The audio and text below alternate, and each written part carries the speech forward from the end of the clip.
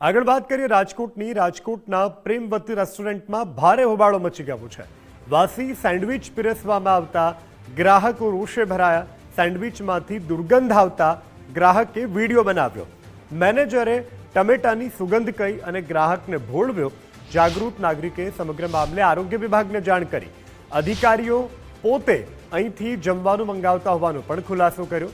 અધિકારીઓ જ ગ્રાહક હોવાથી કાર્યવાહીની સામે પણ સવાલો ઊભા થઈ રહ્યા છે। આ સમગ્ર ઘટનાનો વિડીયો અત્યારે સોશિયલ મીડિયા પર વાયરલ થઈ રહ્યો છે।